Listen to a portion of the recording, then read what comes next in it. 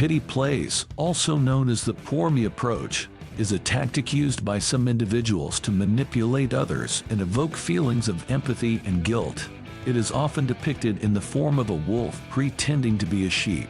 The game of being a victim is designed to make you feel sorry for the person and to make you feel guilty for not helping them. If you don't help me, I don't even know what to do. Nobody cares about my problems. This tactic can be very powerful and even lead to threats of self-harm. It is especially effective with empathetic and altruistic people. One study published in the journal Social Influence found that people who engage in self-victimization, or the act of portraying oneself as a victim, are more likely to be viewed as less competent and less likable by others. However, they were also more likely to be perceived as needing help and support. The study suggests that while self-victimization may be an effective manipulation tactic, it also has negative consequences on how the person is perceived by others. Another study published in the Journal of Social Psychology found that individuals who engage in self-victimization tend to have lower self-esteem and higher levels of psychological distress. They also tend to have a harder time setting boundaries and may be more likely to suffer from chronic fatigue, depression, and other mental health issues. This suggests that the pity play not only manipulates others, but also has negative consequences for the person engaging in this behavior. It is important to recognize that the pity play is a manipulation tactic and that the person using it may not actually be as helpless or as in need of help as they claim to be.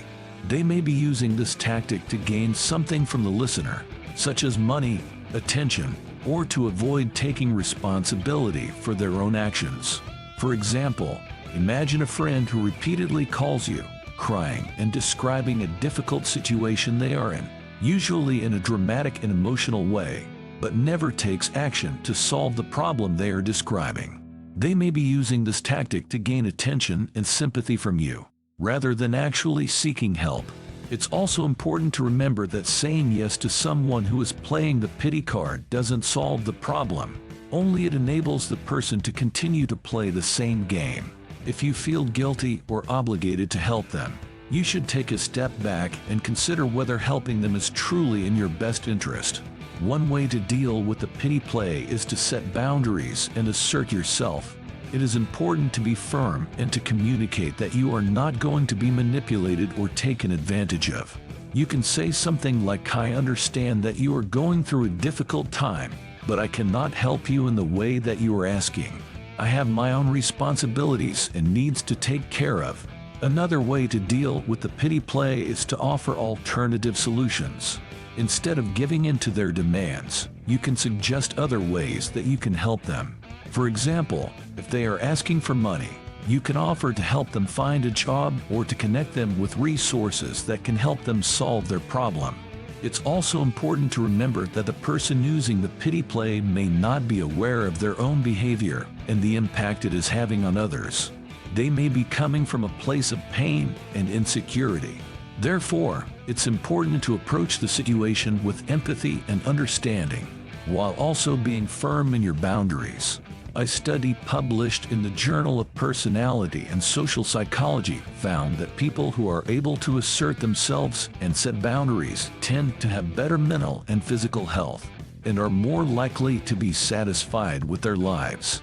This is because setting boundaries allows people to take control of their own time and energy and prioritize their own needs and well-being. It's also important to remember that saying no is not always a one-time event.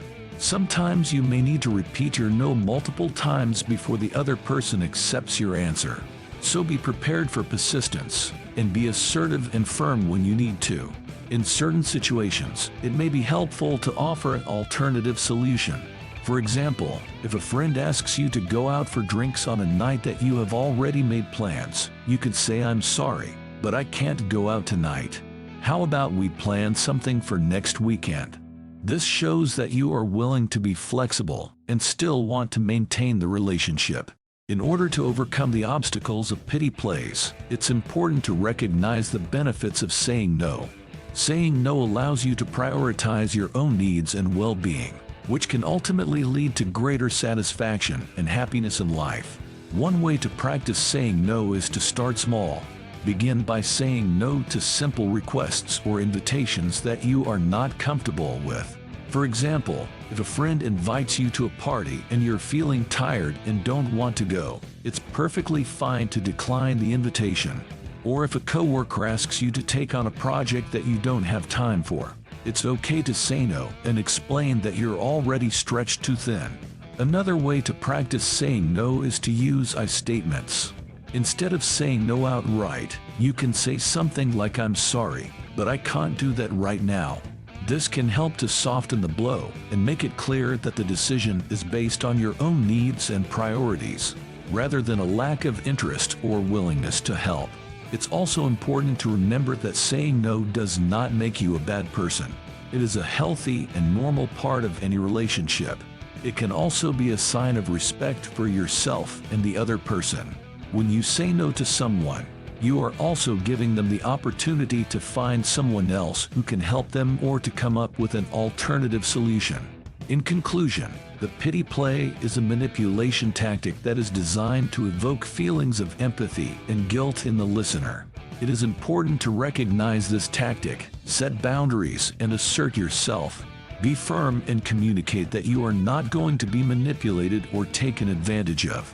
Offer alternative solutions and approach the situation with empathy and understanding. Remember, saying yes to someone who is playing the pity card doesn't solve the problem. Only it enables the person to continue to play the same game.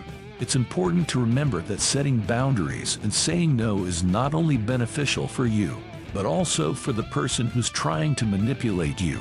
It allows them to find alternative solutions, and ultimately it's a sign of respect for yourself and the other person.